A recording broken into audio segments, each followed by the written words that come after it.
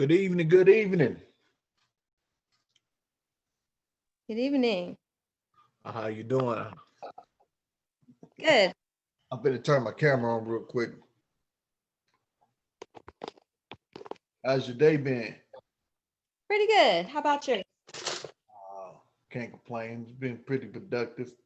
I had a interview with the news press about some work that I'm doing, so that was pretty good.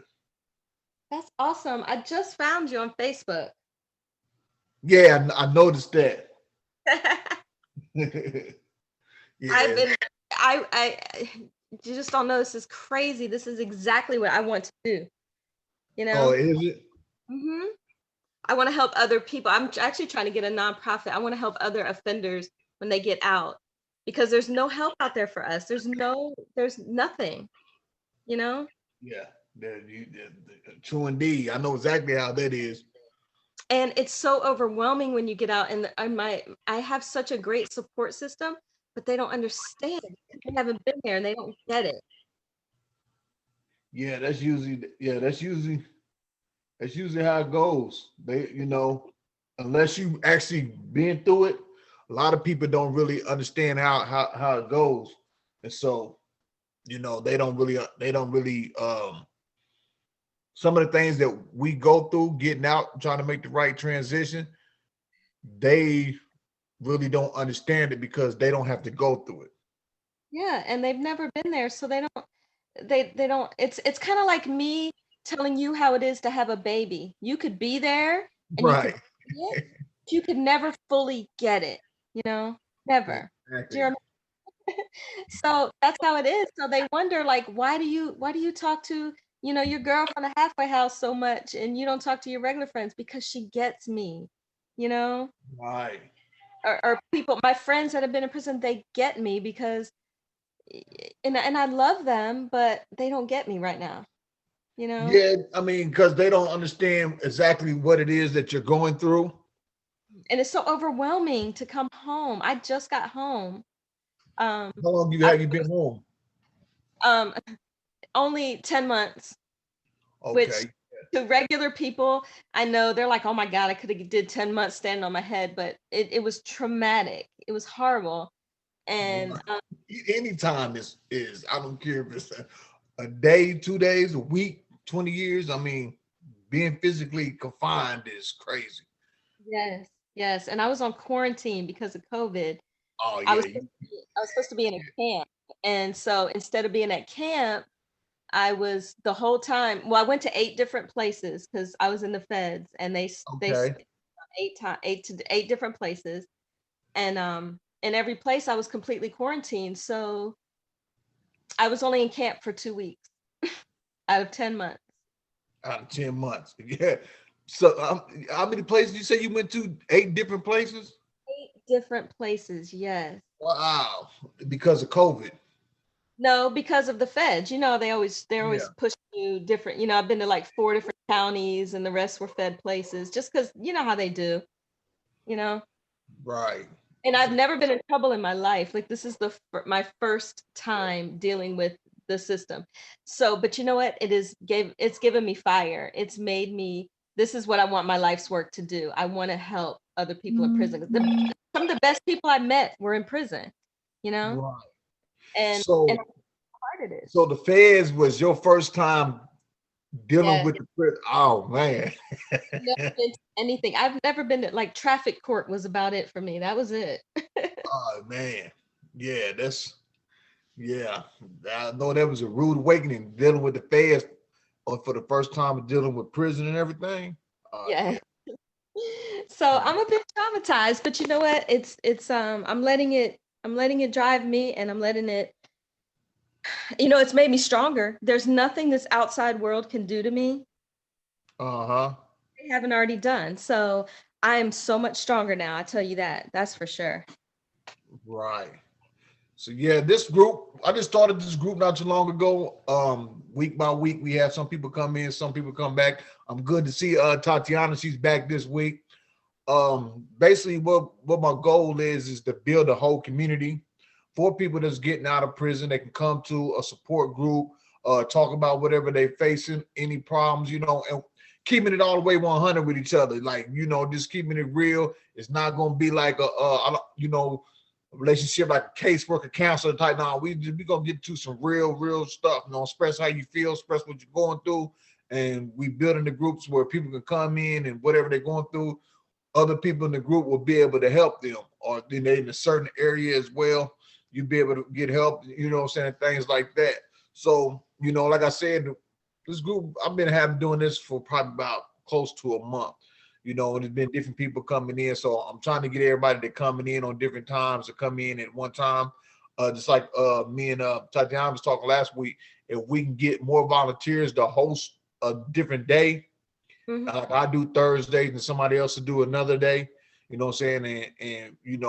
free time for everybody, so people can come in on certain days. A lot of people might not, or some people might not be able to come on Thursday nights, but if we have one on Monday nights or Wednesday nights or Sunday night, instead of just one day a week, possibly 2 or 3 days a week, that'd be good as well. My story, I've been to state prison, federal prison.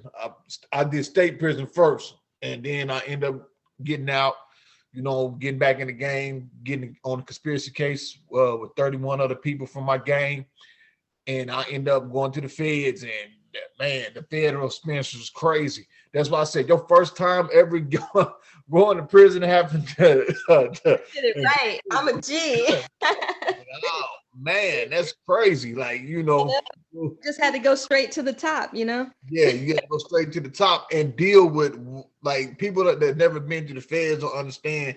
It's a totally different system between the feds and the state, Yeah. And it's like in the state, you might go to court 6-7 times in 5 months. Case too. You can fight the case. In the feds, in 3 years, I went to court one time every year. And I got picked up. I went to a bond hearing. Okay, a year later, I went to a plead hearing. A year later, I got sentenced, and I had to sit. I had to sit in them county, like they put you in them county jails that you don't get no out, like up here where I'm at, Missouri, you don't get no outside or none of that. You sit.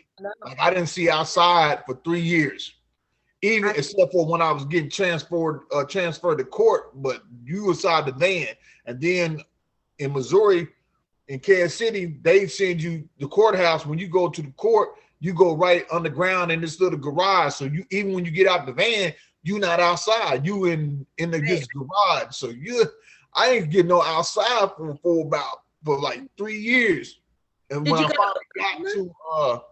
finally got to CCA, they send you in Missouri. They send you to these little county jails out in nowhere. And then once you get sentenced, they send you to CCA, which the one I was at was in Leavenworth, Kansas.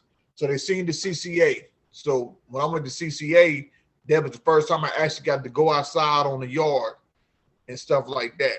So yeah, go to get food and stuff like that. Like, it was crazy. I'm like, man. Did you have to go through Oklahoma? No, because I went to.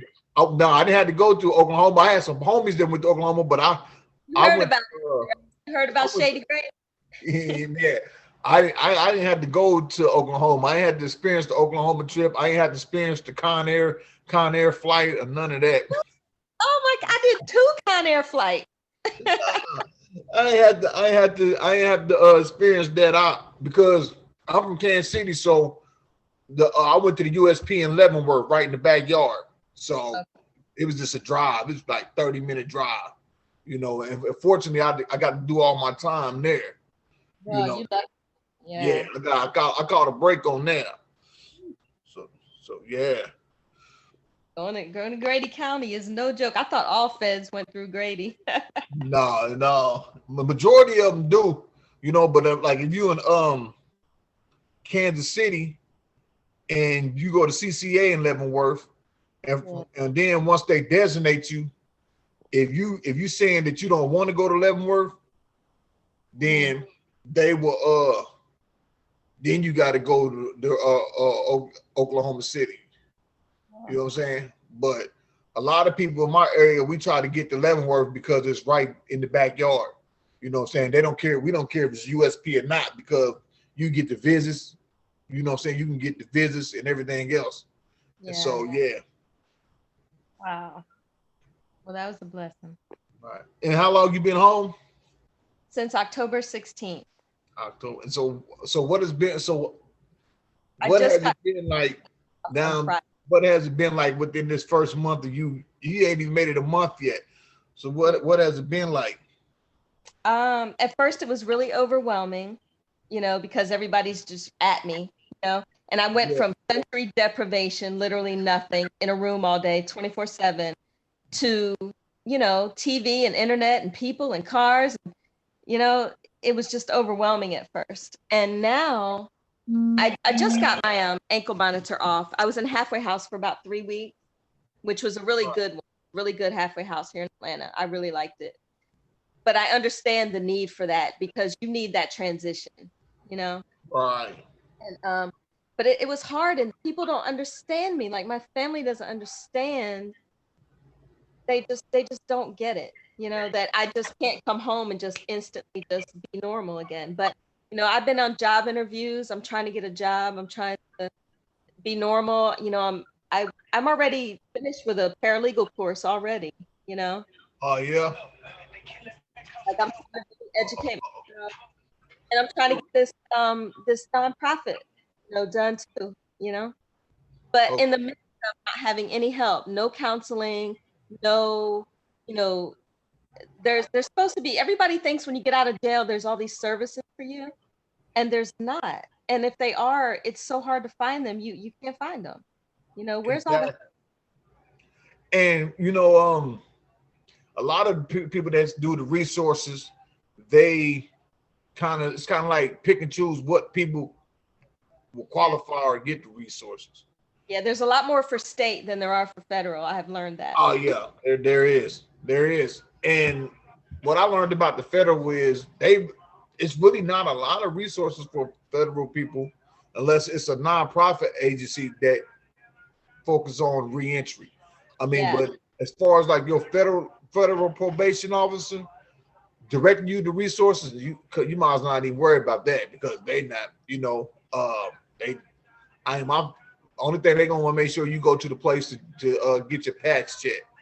That's Yeah, I it. don't know. Do they do the federal patches where you at? Like us, we do. They do the patches up here where we at, where you got to wear the drug patch. It's the patch they put on your arm. Oh, I don't have to do drug testing. I didn't have a Okay. drug test, so I don't have to do any of that. Yeah. So yeah, we in Missouri we do the federal drug patch, and what that is, it's a patch they put on. It's like when you ever seen people that try to stop smoking, they got the nicotine patch.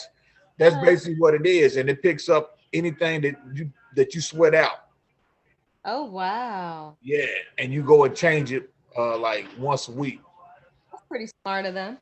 Yeah, but some people say it's faulty and whatever. When I was on it, I didn't never have no problem with it. I ain't never dropped no dirty and nothing like that. So I think I used to hear about it when I was locked up. Like, man, you get them put on the patch and tell you they're gonna send you back because them things is faulty, man. And if you would like if you with somebody and y'all having sex or something and they sweat on your patch and they got something in there, then I don't know. And mine's never came back with no problems at all. You know what I'm saying? So you know how Yeah, people is. You know, they say one thing and they won't admit to what they was doing. right. Yeah. But I tend to believe I think you getting out, you're meant to go back because they want to give you all these roadblocks so you'll stumble and then you'll go back to whatever crime you did and then you go back to jail. I don't trust them at all. It's horrible. And maybe I need counseling for that, but I don't trust them. You know, like I've just seen it so much. Like in the halfway house, there was 180 men and 8 women. And so I met a lot of them and I talked to them and I see how hard it is, especially for the men, you know, and especially if they were in there for drugs and stuff like that, because that's all they know. And there's no help for these guys to get them a decent job so they don't have to sell the drugs again. It's like they want them to go back. Right. But see, but then see, and that's one thing that because I help people on the reentry side. You know, I get out there. I got a nonprofit organization. Then my actual business as well outside my nonprofit organization is reentry coaching, prison prevention mentor, and things like that. So one of the things that I talk to people about, and when I work with people, is challenging their beliefs. You know, like a lot of times we get out of prison with the belief, like you just said, they don't have nothing for us, so they must want us to go back. You know, and the reality is we have to start challenging that belief. Even if they, let's say they do want us to go back, but it's not about what they want for us. It's about what do we want for ourselves. You know, like you getting out, you saying this is what you want to do. See, a lot of times when we get out, like I've been in and out of prison ever since I was 20. I'm 42. So for the past 22 years, I've been in and out of prison. At one point in time, I was on state parole, state probation, county probation, while facing a federal charge. You see what I'm saying? Yeah, I was tied in. Everybody had their hands on me, you know, and sometimes we have to figure out, like, okay, even though if they don't want me to succeed, what do I want for myself? What do I want? You know, do I want to go back to prison? I mean, if you want to go back to prison, you're gonna come out with criminality as an option. You're gonna come out and say, okay, if I didn't get no job by this, or if I can't do this, I'm gonna revert back to what I know. Yeah. You know, and then you leaving the door open for anything that you don't like or you don't agree with or ain't going your way. You just left the door open for you to go another route. Right. Yeah. Right. You see what I'm saying? So like you got your mind put to like, I'm gonna get out. This is what I want to do. Yeah. You know? I want to be you. I want to be you. That's amazing what you're doing. Yeah, and you know what I'm saying? And I've been out a little bit over 3 years. I got 2 months and I'm done with the federal system. I'm done with everything. It'd be the first time in 20 years that I ain't been in prison, a county jail, or on probation or parole. Oh wow. Yeah, in 2 months is gonna be the first time that I ain't had to answer to nobody, or I ain't been locked up. I ain't have nobody overseeing me, telling me this and that. Since I've been out, I ain't had no violations. I can't even tell you the last time I even seen my probation officer. Oh, what a blessing. That is awesome. See, that's a great inspirational story. People need to know. People need to hear that. Yeah, and that's what I do. I use my stories and what I've done to help coach others. Like, this is what you got to do. Like, if you don't know what you're going to do when you get out, or if you got a certain beliefs, oh, my PO was against. Like I said, even if your PO is against, you can have the whole world against you, but are you against yourself? Are you against yourself? You see what I'm saying? And so this is what I teach people. Like, first thing I work on is self-awareness and expectations. You know, what are your values? I do a thing we call a value budget spending, where I give you this exercise. So listen, I'm gonna give you $10,000. Say I just give you $10,000, and I'm gonna give you a list of what to spend this $10,000 on. Now you can spend the whole $10,000 on that one thing on the list, or you can break it down, and then we figure out what do you spend the most money on, and what you spend the most money on tells you about your values. And what that tells you about your values is we align it up with what you value. Because I always tell people you have to prioritize what you value now. Because when I was in the streets, I valued the street life: drugs, gangs, guns, money, females. This was my life. I did this every day. I get on the block, I go out there, hustle. I'm in beefs and everything else. This is what I did. This is what I value. I had good values now. I had loyalty. That's a strong value to have. Dedication was a strong value. But what my values was geared to, things that I value wasn't good. So even though I got loyalty, I was spending my loyalty on the block. I was dedicated to the block. You know what I'm saying? I was persistent in getting up every day, going to sell drugs. So I had to change what I value. First thing I had to do was value myself.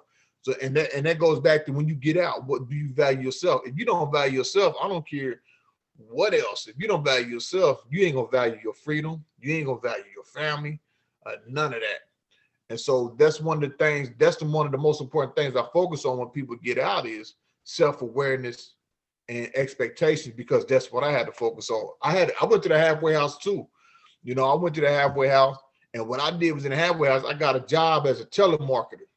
So I would work as a job as a telemarketer from 8 in the morning to 3 in the afternoon, making $12 an hour. As soon as I got back from there, I after like the first 2 weeks, because we was getting paid weekly. So 2 weeks when I got my first check, I took my check and some money out of my check and paid for life coaching courses online.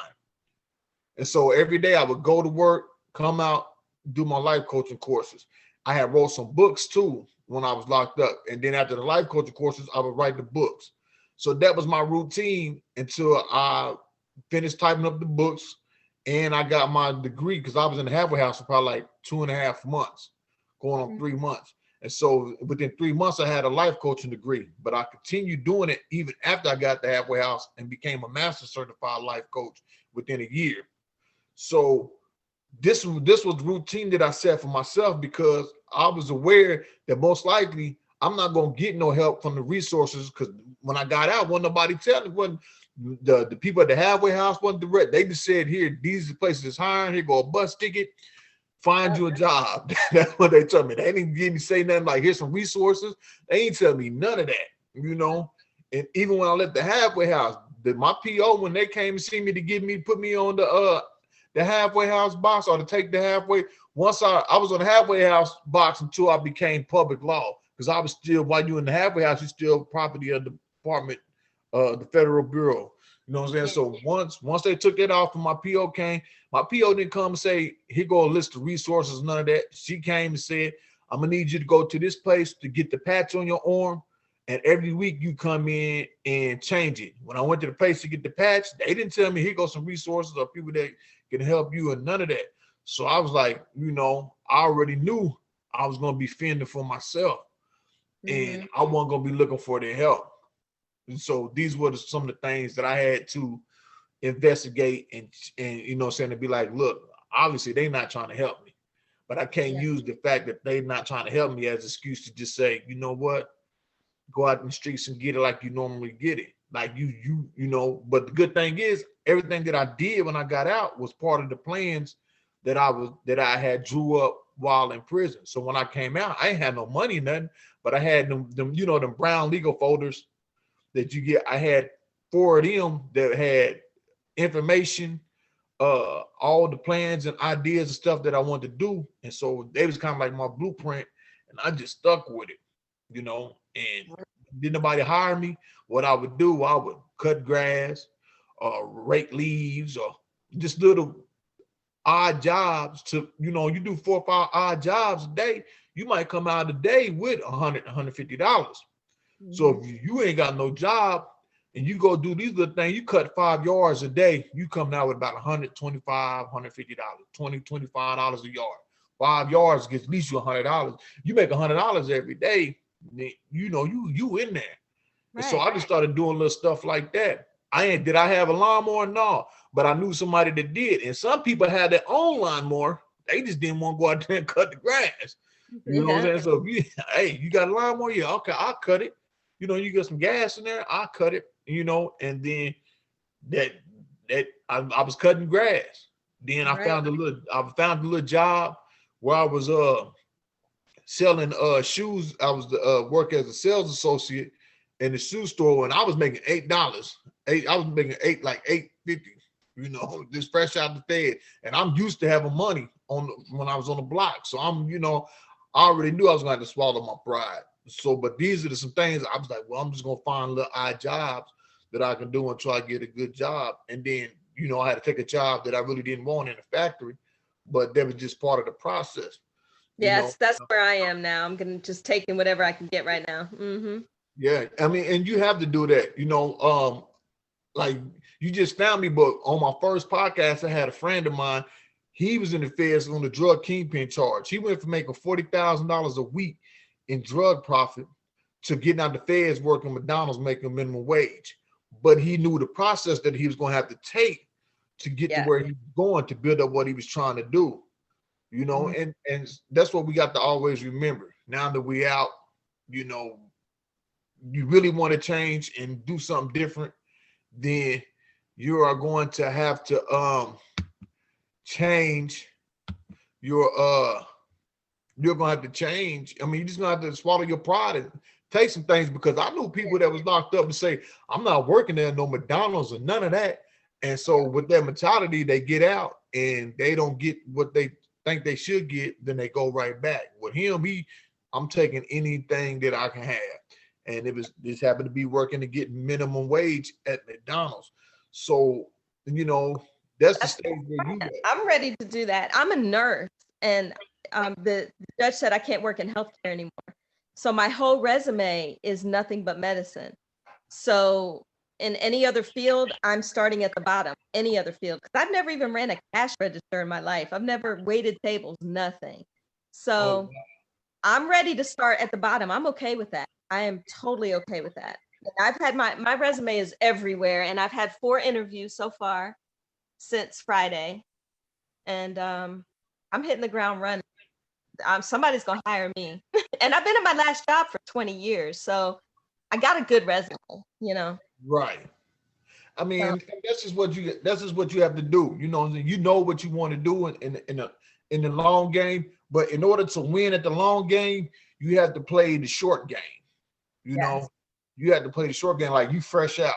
So now Mhm. that you fresh out, like you ain't even out a month. You can't worry about trying to get the time back or catch up. You at your pace. Yep. And I tell them, they say, well, there's this gap in your resume. Where were you for the last 10 months? And I tell them, I'm not ashamed of it.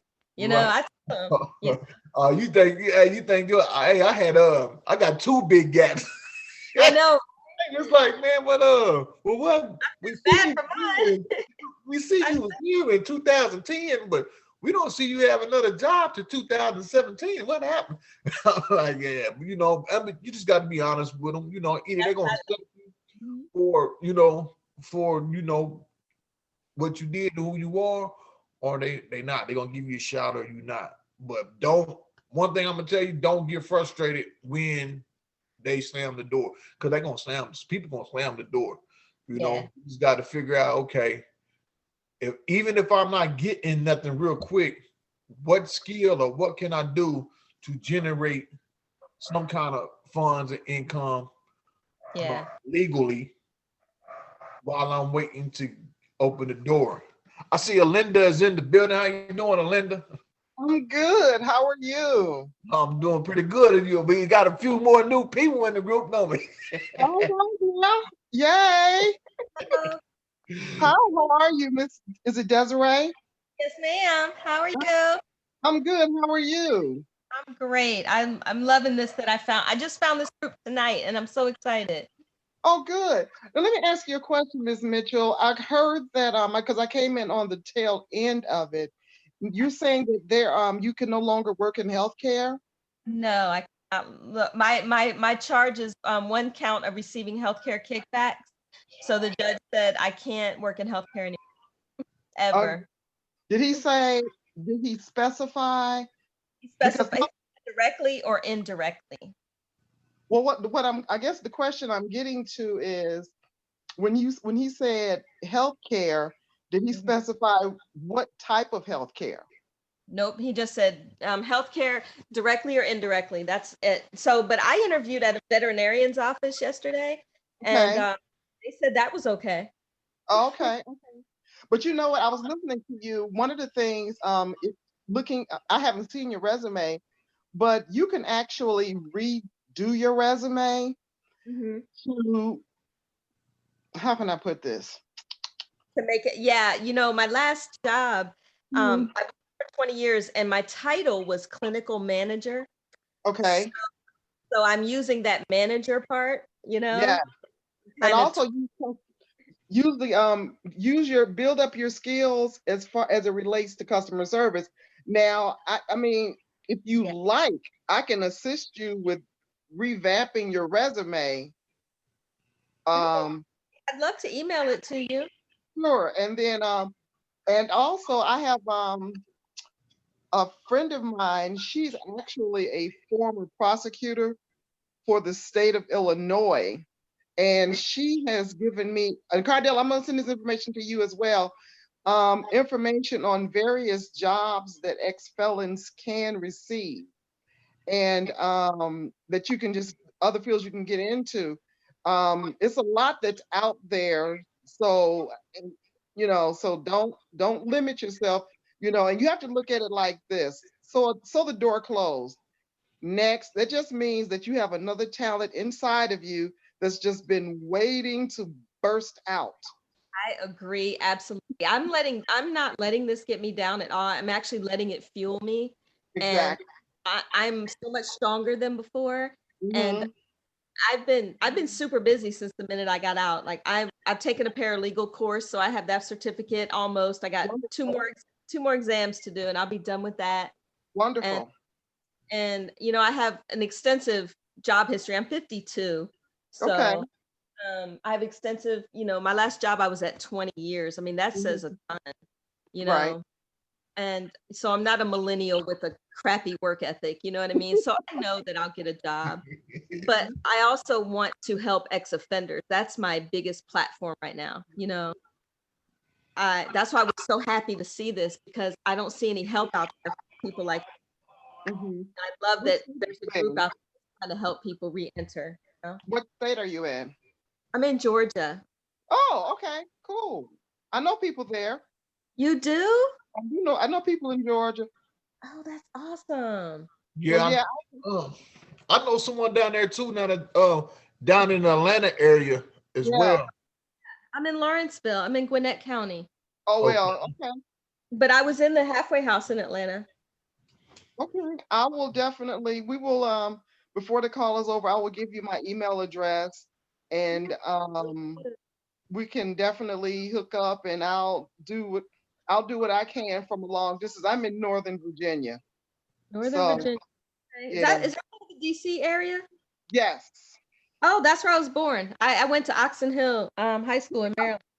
Uh-huh. I know what Oxon Hill is. I would never want to live there. Thank you, Jesus. It's a lot nicer now than it used to be, I think. No, it ain't. No, it ain't. Oh, well, they got the harbor now. Well, the harbor is nice, and that has definitely done a lot to build up the property value, but yeah, that's about all they've done. It's not, no, no, I'm good. Oh, did I hear that? I guess. I'm good. I'm good. I Anyway, think you hooked me up with a person down there. Was that you and Linda that hooked me up with someone in Georgia? No, that was Missouri. No, yeah, I got a hold of that guy too. I sent him to places that's gonna help him out. Yeah. He Okay. messaged me and everything. Yeah. I should have told you, you're gonna have to have a little patience with him because he's a little special. Yeah, I think he kind of almost got mad at me, but I was like, man, I'm just gonna tell you what's real. I ain't gonna Right. sugarcoat it with you. I'm gonna give it to you what's real. You know. Right. But I directed him to some people that I felt like if he get a hold of them, they can help him out Mhm. in the area where he's at, Good. dealing with what he was trying to deal with. Right. Right. Yeah. And so I was like, yeah, get a hold of these people. I gave him the number. I said, and ask them if there's someone in your area that they can connect you with, because they should be able to if they in that field, and he's not too far away from where I'm at anyway. So I Oh, was okay. Well, that's like, good. That's good. I spoke with the lady today in DC, and I'm also, Kardell, I'll send you this information. And she sent me a manual that's pertaining to voters' rights for ex-felons and okay. some of the processes. And I thought it was, I just came across her by happenstance on Facebook, and her office is here in DC. So I will definitely get that manual. I'll forward it to you by email so that you can have that as another tool of information to share. Okay. Yeah. Yeah, we'll do. And so Desiree, you wanted to get into the nonprofit space, right? yeah, eventually I'd like to. I already have my mission statement. That's as far as I've gotten. So that'd be something to do on your free time, is really study the nonprofit nonprofit space and how to actually put it together. And I got a ticket for it. the biggest thing is the 501c3 paperwork, the 1023 form. That is the biggest thing that you got to have all the way together when you want to do it. Mhm. Yeah. I wouldn't advise you to do it yourself. Yeah. No, I have people that can help me with that, and I'm doing it really slow. I'm really taking my time with it because I mean, I just got out, but it's just something that I definitely want to have on my list of things to do because I know people like me, they need this, Mhm. And there is a nonprofit that the Halfway House hooked me up with. It's called Skip Atlanta, and they actually want to make me an ambassador with them and to go into prison. They're doing a project in January where they're going to reunite the kids with their dads in the prison. Mm. And they want to make me an ambassador with them. But I had to put in an application with the Georgia Department of Corrections. And they said it would be fine. And Georgia Department of Corrections was like, nope, she can't do it. She's on paper. And which is so stupid because who better to help out a prisoner than an ex-prisoner? We understand them, and we know what their families are going through. I know what those kids are dealing with. My kids dealt with it, but it's like having somebody who's never done drugs to be a drug counselor. It's like if I'm a drug addict and I'm trying to get off, I'm not going to listen to somebody like me. I've never done a life, but I'd listen to somebody like you, Kardell, because you told me, you've been around that all your life, so you get it. So if I was a person who did drugs, I would listen to you, Right. Yeah. But how it's like listen to a marriage counselor that's never been married. I don't get it. So they're not letting us in there. But anyway, the lady at the nonprofit, she wants to find a place for me somehow because she knows I'm so passionate about helping. I want to volunteer and I want to help people. I really do. It's like my life's goal. I can't be a nurse anymore, but I can still help them. One place that you can consider doing some volunteer work, kind of like what you want to do, but going in the back door, check out homeless shelters for women. And the reason I say that is because I used to teach mentoring classes at a homeless shelter. And I mentored women, and I had a class every Saturday. It was strictly volunteer, and the dynamic, the population of people that are there are all kinds of people who've done all kinds of things. And I've dealt with people who were incarcerated, about to be incarcerated, domestic violence, a lot. So that might be another way for you to kind of go in and at least gain some experience. They don't necessarily, I mean, you have to be careful about what you tell people as it relates to your past. And I'm not saying don't tell them, but I'm like, if you don't ask me, you don't need to know. That's what I was telling Tatiana last week. If they don't ask, don't shut up. You ain't got. Hey, I ain't lying to you. You never asked me. Exactly. And then that would be a way for you to because I know like the Volunteers of America, they have homeless shelters all over the US. But there are other homeless shelters as well. So what I'm going to do since you're in Atlanta, I'm definitely going to hook you up with someone, a friend of mine who is a minister, but she also works in the prison system. Oh, wow. Oh my gosh, it'd be So awesome. she'll be able to, and she's been doing it for a while. So, and sometimes this is just about who you know. Yes, that is so true. Mm-hmm. Yeah, true indeed. Well, thank you so much. Sure. I got to figure out a way, Kardell, how to get paid for hooking people up with other folks. You start getting the connector. You got to start putting a processing fee on. Put a process. Ask him how much is it worth to you. This what I got a friend of mine. His name is Melvin Nunnery. He's kind of like my mentor on the business side of me building my business up. And he got this company called Scholarly Me. He connects athletes with colleges to get scholarships when they're not highly recruited. Mm-hmm. And he built a Scholarly Me International. He got one for the United States, and he built one for internationally. And China bought 30% of the international company. It's the same company does the same thing, but China bought 30% of the international company for $1.4 billion, right? I'm mad. And he said all you got to do a lot of times is just ask people how much would it cost you? How much would it cost you? Or how much money would you make if I do this? Mm-hmm.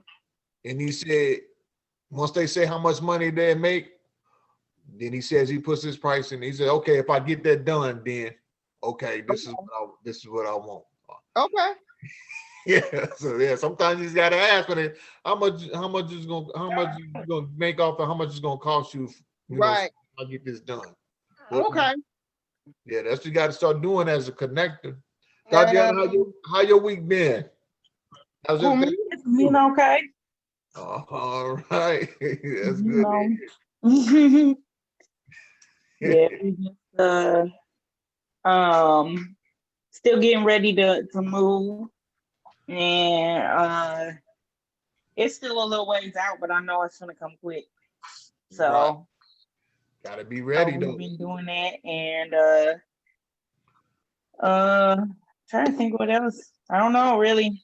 I went back to work for a few hours. Oh, hey, a few hours is better than no hours. All right. We got is this the place that I was working at? And my husband was actually working there with me. At one point, we was working the same job, and when COVID hit, we both got laid off. Right. So well, he got this. What happened? I got laid off. He was working just enough hours that we couldn't get no help with the unemployment and stuff. Of course. That's how And they then do it. they cut our pay 15% there.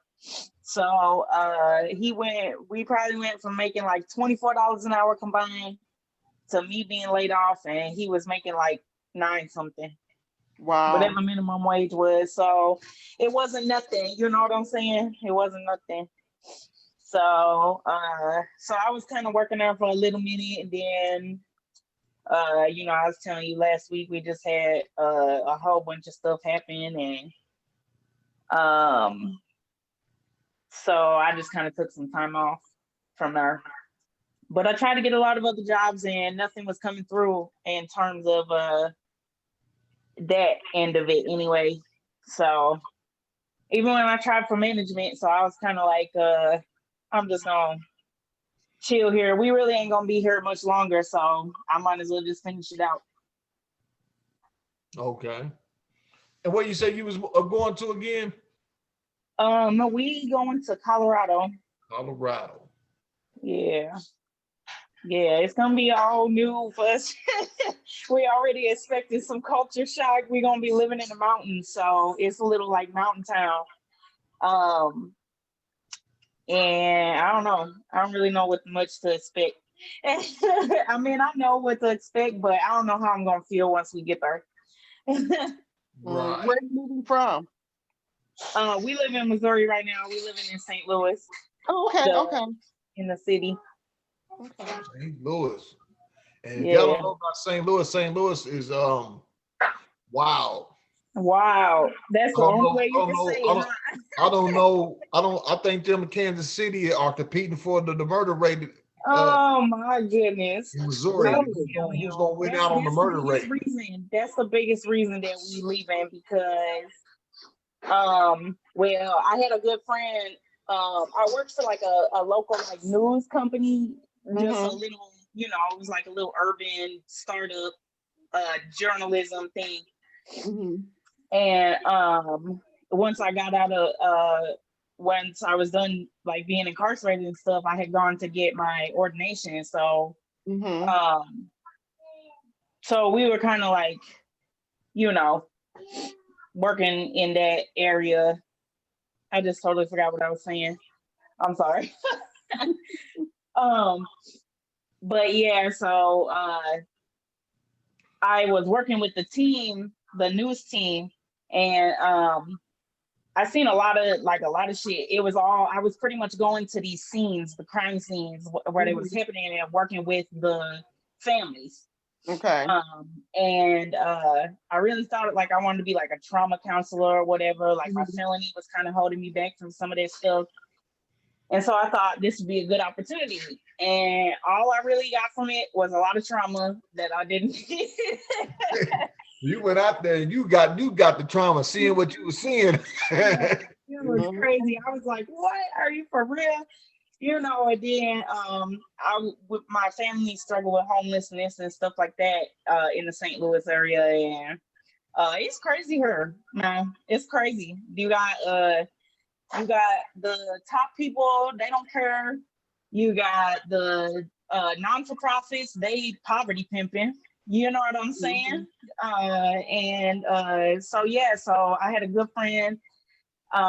Just recently, her 15-year-old was shot and killed, like not very far from our place, and she don't really know what happened for real. So I kind of seen her struggle with that and stuff, and I went to his funeral. Like I was okay until I went to his funeral, and then I was like, oh my gosh, like this. It's just a baby, you know what I'm saying? There's like so many, and there's so many with his story, like following, you know what I'm saying? Like doing this stuff. It was hard. And I was trying to like be there and support her and stuff like that, you know what I'm saying? While dealing with my own stuff around it. So after that happened, and I think that happened like a month and a half ago, something like that, that he passed. And then I came outside one time and there was bullet holes in my car. There was like a lady shot outside of our window, like with this apartment building we was living in. And then we just had like, it's just nonstop. It's nonstop. I think the last time I checked, the murder rate was 228, and it's just now November. So, you know, by the end of the year, that's done. Like it's gonna skyrocket big. And I don't know, like it's my husband, he just like, we not gonna stay here until one of us gets shot. You know what I'm saying? Like it's just hitting too close to home for us. That move is the best thing for you. That's the blessing, guys. You know, getting out of that situation, you going to something new, something new opportunities are gonna come, and you're going to be able to focus on what you really need to focus on, and not have to be worried about focusing on just surviving. You know, financially surviving, and you know, saying literally surviving. Hope I don't come out and you know something happens to me or my kids or my husband. That's going to be a lot of stress off your shoulders, and it's going to open up you consciously to start focusing in, and you know what I'm saying, thinking and getting into something else once you get away. Right. Because I know with me, like when I left home, because where I'm from is violent too, in the Kansas City area is violent too, and I was in the game. So when I left, I didn't have to worry about, okay, even though I'm trying to do right, is somebody that I was into it with, or are they gonna see me out? And they don't care if I'm making a change. Right. You know, so is I'm going to have to keep a gun on me because I just don't know it. I'm a felon. I'm not supposed to have a gun. So staying here, I still going to have to carry a gun even when I'm trying to do right, because if I get into it with somebody prior to me going to prison, and my homie might have killed their brother or their cousin, they see me and I'm gang affiliated, and it could be on site. And even though I'm changing my ways, they don't care nothing about that. So I'm like, I got to get out of here. And this, with me moving, that let go a lot of things off my shoulders. And it was something that I didn't have to fill my mind up and worry about every day when I come out the house. If I'm going to run into an old enemy or somebody out in the hurt, somebody that's looking out for revenge. But I can take that energy and start focusing in on something else, because I'm in a whole new different place. I don't know nobody, a whole new different environment. And I'm focused on a whole new thing, and I can actually, you know, step into my change and not have any of the past still be there to haunt me. Just if I go to the store, if I, you know, saying go here, go there, or, you know, somebody see me somewhere and they're like, oh, there you go right here, you know, you know. So yeah, that move is all that's going to change, and it's going to allow you to, all that space that you feel like that you deal with mentally, a lot of that's going to be gone once you move to a different place. and you're going to be able to think more clearly. You're going to be able to have some good worries and not Right. no bad, be worried about bad stuff. You're going to be, worry about some good stuff. Yeah. Yeah, that's what I'm excited about. We've been, looking into the area and everything. The people that we move into, I never got to meet my biological dad, but this was his wife. Oh wow. So we found by like DNA tests, and then I found some people that was linked to her. And so eventually it just led me back to her. But I actually found her brother first, but and then he hooked me up with her. But so we've been talking for like a year or so. And she was like, our landlord had sold our house, and that's been the biggest stressor, is that he sold it. And like we already been like, we just don't want to go through homelessness again in St. Louis. It's horrible. Horrible. Like, I mean, like, man, our mayor like picked up a whole encampment and like threw all their possessions away from the homeless and stuff like that. Like, it's just, you know what I'm saying? It's not a good area to be looking for resources or help or none of that. So we're just like, we don't want to deal with it again. And she was like, well, you could come my way. And I was just like messing with her, because everybody say that. Everybody like, oh, you could come here, you know what I'm saying? But nobody really do anything. And so she was like, you could come my way. I was like, okay, well, I guess if you find us a place. I was like, we've been talking about leaving anyway, and all this other stuff. And this girl came back, like, started posting me properties after properties after properties for like a day and a half. And then she found this place. She had some friends that was renting out their house. So we actually didn't have to worry about our credit. My felony wasn't an issue finding housing. You know what I'm saying? It just kind of fell into our lap because there was no application fee, nothing. She's like, we're looking for renters, and sorry, I'm getting away from these kids right now. But she was pretty much like, we're looking for renters, and our current renters is about to leave. So here's a date. You know what I'm saying? If you guys are sure that's what you're gonna do, then you can have it. So it was a big blessing, because I was like, oh my gosh. I called my husband. I was like, we have a house in Colorado. Let me ask you a question. Are you taking your furniture with you? No, most of it, we're gonna have to leave her, because just movers or U-Haul just gonna be a mess. Okay, but let me give you a tip. There's a website. You need to write this down. Okay, hang on. The connector, Linda, the connector.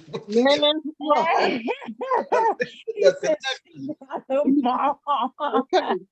What you want to, this website is called Estate Sale, ESTATE sales. ESTATE sale.net. Now, you can go on this website and put in the zip code where you're going to be moving to. It will give you information about various estate sales that's going on in the area. So what happens with estate sales is that sometimes people are downsizing. They're moving from a larger place to a smaller place, or maybe older family, the parents died and the children come in and they don't want to be bothered, so they're just putting it up for sale. So this is how you work an estate sale. Ask me how I know. I go to estate sales almost every week. That's what's up. If you go to an estate sale, like when you look it up, if the estate sale is 3 days, do not go the first day. Okay. Go the second day about an hour before they close. And the reason you want to do that is because you want to see what they have left. When you go back on that third day, have your behind there about 15 minutes before they open, because generally on the last day of the estate sale, they're like, we just want to get rid of it. So let's say you saw a leather sofa and they wanted $500. If you go on the last day and that sofa is still there, you can bargain with them and they may sell it to you for $400. Dang.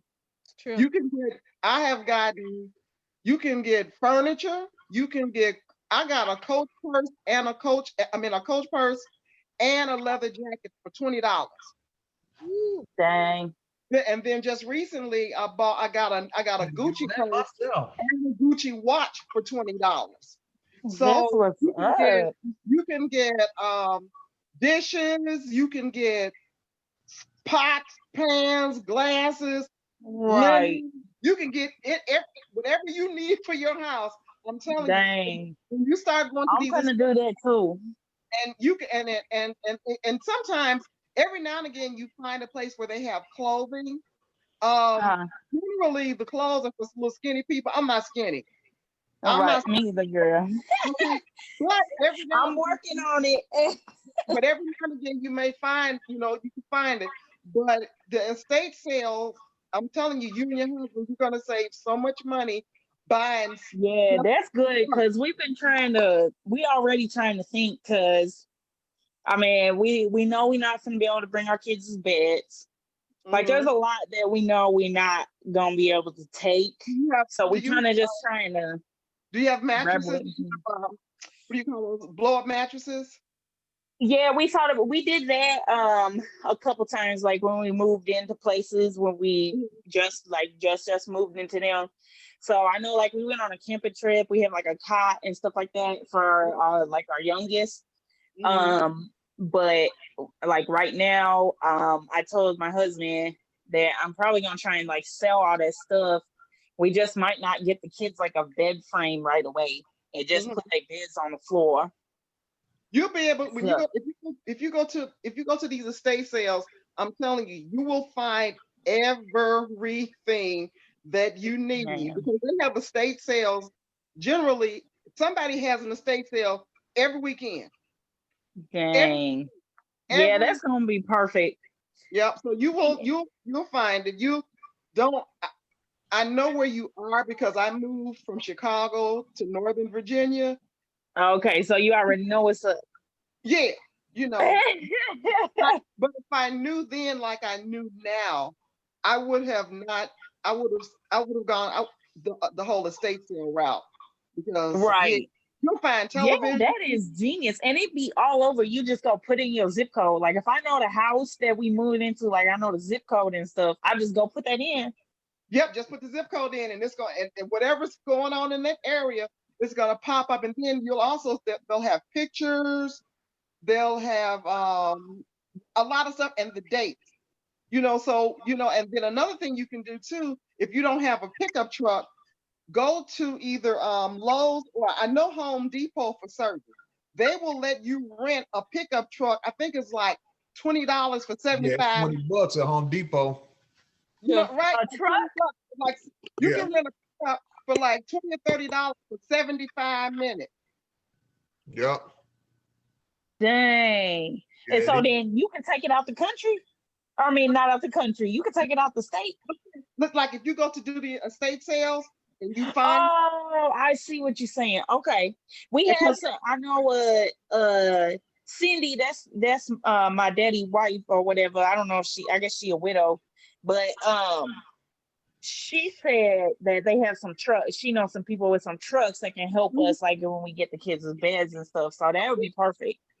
oh yeah, so stay up. We got connect. That's the connector, man. That's the new name, the connector. When you get on, the connector Yeah. is building. She said, I got this and this You got it. connections for you and connections for you and connections for Yeah. you. I mean, and that's That's what's and up. that's really the main thing about why I'm trying to build this group, because the Right. more people we get and more people from all over, then you have more people that know where Right. the resources, just like how Linda comes through all the time, like, oh yeah, check this out. Check this out. She done connected me with some stuff. She done connected you. She done connected Desiree.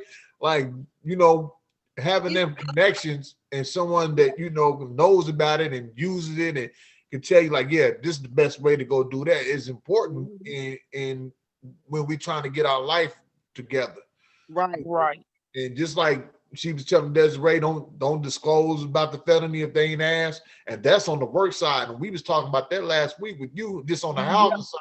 But it was hard to get the housing when people found out that you had the felony, or when they asked about the felony, like, you know what I'm saying? So you got to face the felony question on almost all sides. Like, everything. I got to face it trying to get a house. I got to face And it it's trying to get hard. a job. And then when people be like, then people look at me, they be like, what'd you do? And like, first off, I don't even think that's a legal question for you to ask me. Right. Like, second off, you know what I'm saying? Like, I don't know. It was hard for me. But you going to a banned box state, so yes, and I'm so happy about that. I'm so happy about that. And I really don't think I'm gonna have to find nothing more than a little like part-time job. I'm hoping anyway. My husband trying to find full-time. You know what I'm saying? What does he do for a living? What does your husband do? What does he do for a living? Right now he's delivering pizzas. So let me ask you, does your husband have a felon? No. Okay, let me give you a little advice. Let me help you out. Now, I know it's gonna sound crazy, but I lost my job about a year or so ago, and I could not get unemployment. So I started Ubering. I was making on average $1,000 a week. Yeah, that's my husband. He making decent money. When I tell you, like, this is the first decent job he's had in STL is delivering. Like, delivering, be making decent money. If he has, if he could Uber, he will make some nice cash, especially now during COVID. He will, because with Uber you can transport people, but Uber also has Uber Eats, and a lot of people are using Uber Eats. Right. You know, so he can make They trying. Like, I've been in the service industry a long time. They sure trying to kind of like force people to be using it. Like, it's not, you know what I'm saying? Everybody like, well, what about everybody else? Like, piece of, like, my husband, he working just directly through the company right now. So they just be, you know what I'm saying? I don't know. Well, I do know. I mean, it's a money thing, but I know they be making decent money when I talk to the people that be doing it. You know, I know that they be definitely making some decent money, and you know, like, but they trying. I know a lot of people. Isaiah, you need to wait a second. They trying to, with a lot of people, they trying to like get the companies to go over and use Uber Eats and a lot of this other stuff, which is leaving a lot of delivery drivers like in peril with their jobs because they fighting.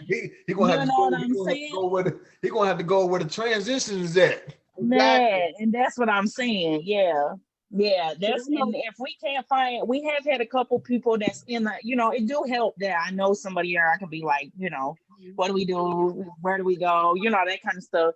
But he did have a couple people on some like job message boards that say like, oh, message me or have them call me or whatever. So I'm really hoping that maybe we can get some stuff lined up before we even, you know, before we even get there. Would be ideal. And what do you do for a living? I was managing I was assistant manager like Burger King for a long time. And that's the only thing I've been doing is just assistant managing these little shops and stuff like that. But I was diagnosed with lupus like not too long ago now. So my doctors kind of cut my hours a little bit. So and I've just been dealing with that. So I've really been but my main history, like I said, is in the service industry doing management work. I was making pretty decent before we moved to STL. When we were back at home, I was on salary and everything. So it was a slick little job. And then when we came here, I was like, I'll just go to Burger King. And then like they pretty much put me in the position below the position that I was in. And along with that came the pay with the position below the position I was in. And it was hard with my felony to get another job that paid the same. But you know, So that let me was the um, biggest thing. let me Okay. say this to both you and Desiree. I know that I mean I've never been a felon. I've never been to prison. Have I done things and I should have been to prison? Yeah. I just did. I was just slick enough not to get caught. But Right. I mean, that's just the truth. But let me just say this to you to encourage you. Everything that you have gone through, it was for a reason to get you to a certain point in your life mentally. Take the time, after you put the children to bed or what have you, find at least 10 to 15 minutes every day and write down your goals.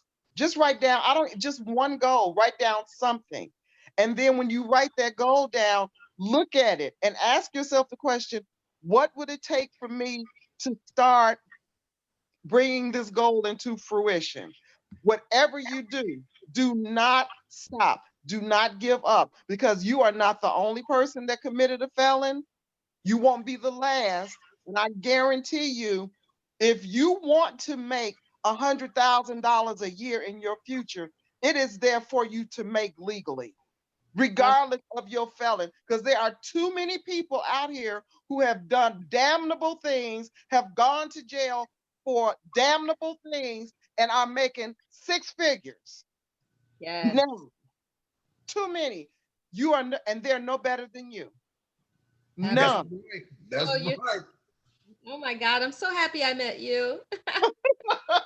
Hey man, the connections, it's the connections, man, and the inspiration.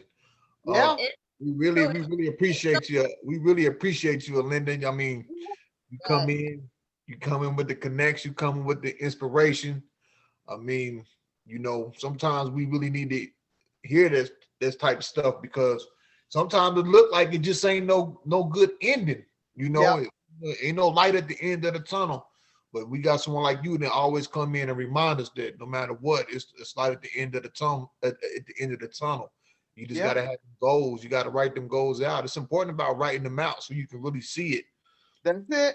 And make yourself if you have some old magazines, put A- together a vision board. I got I a vision think- board already. Hey, I yeah, think hey, I think that's what we should have on one Thursday night, vision board. Yeah. I got one. I'm ready. I Yeah, got it. we should do a vision board night on a Thursday. Maybe like the last Thursday of the month. that's cool.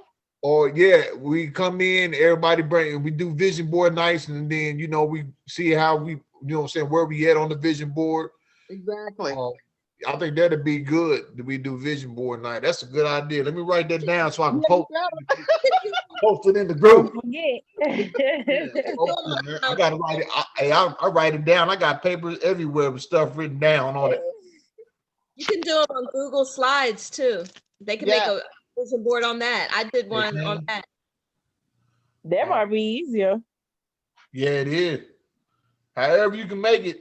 I Make just it think it's happen. important to get one because I had a vision board. That's what I did in prison. I had the picture board. I took all my pictures down, what I was doing on the streets, cars and all. I took all that down and I started building the vision board. And I still had that vision board when I first got out. Mm. I still had it for like a few years. I just did a new vision board probably about 6 months ago. Mhm. Vision boards are really important. I know I got a friend of mine. Her name is Karen Pilgrim. She that's what she does. She goes around and people pay her to come in Clean it and up before daddy gets. host vision board classes. Mhm. She's originally from Harlem. I don't know if you ever heard about the Harlem School Zone. Mhm. Uh, she used to work. She was part of that. She worked with the guy, but now she does a lot of. She got her own thing called Vision Board University. I might see if she want to come on the Vision Board night and talk with us about the Vision Board stuff as well. But I think that's a good thing to have. Yes, You it know, is. a Absolutely. vision board. I mean, I know it's a good thing to have because my vision board is what allowed me to get out and do the things that I did. Mhm. Absolutely. That's Mhm. great. Well, we done had our hour in. We usually just go about an hour. I really enjoyed tonight. I'm hoping to see everybody back next week. And we have some more people that Linda can connect to whatever they need. Also, if Linda needs the email, you can put the email in the chat. I don't know if y'all know how to work the chat, but go down there. It's a chat. You know, you put your email in there so that way she can have the email because she was talking about emailing you all some things. Wait a minute, hold on. I can't find the chat. I'll put my email on there. You'll see it pop up in a minute once I put my email on. Hold on. Y'all know I'm old now. I just sound young, but I'm old. Okay, I just put mine up. Y'all see it? I'm D Dela Cruz. Yeah, I see that. Let me go ahead and write that down before I close it out so we can. Kardell, can you just get it and send it to me? Yeah, I'm gonna email it to you now. Thank you. Yeah, I got you. Don't worry about it. I'm gonna put I'll put your email into the group, the chat as well. Right. And then this the subject matter, just put down Kardell Sams. That way I'll that's just in case it goes to junk mail. Then I know it's from somebody here. Yeah, I know you sent me an email before. I know I got your email somewhere in here. Let's see.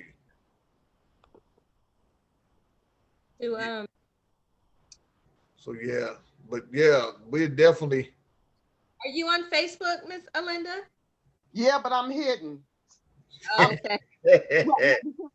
I work for the federal government. So you do?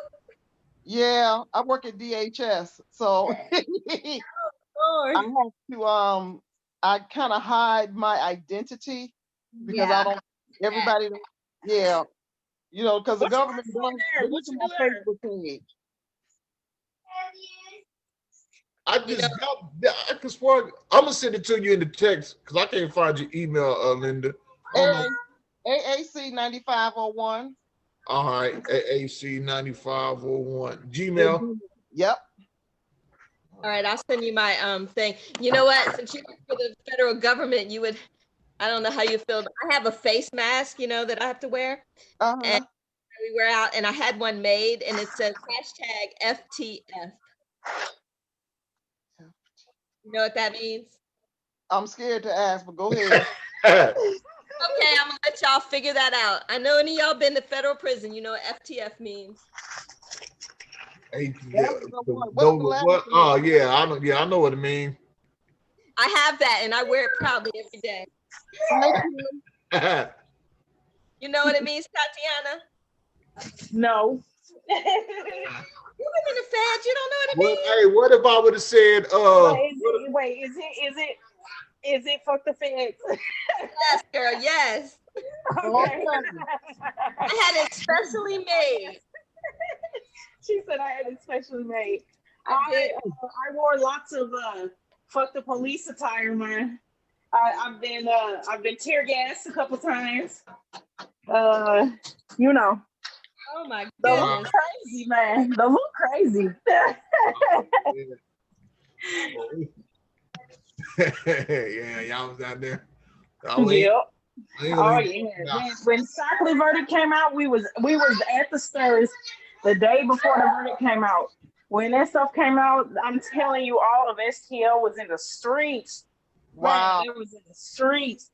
And then they had we had went to this one protest where they shut down the mall, and they freaking kettled us in there and all this other stuff. They had like another protest down at the police station that night, or it wasn't the police station. It was like down kind of where the mayor lived and all that other stuff. And I ended up getting tear gas. It was freaking. Okay, I sent the email over to you, Linda. Okay. It has both of the email addresses for Tatiana and Desiree. Okay, cool.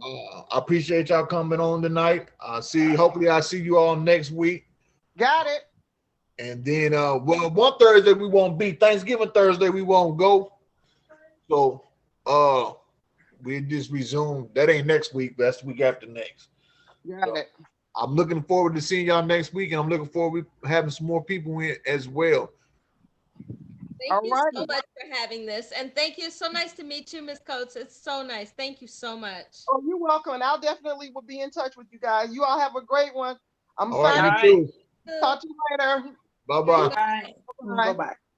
Anna.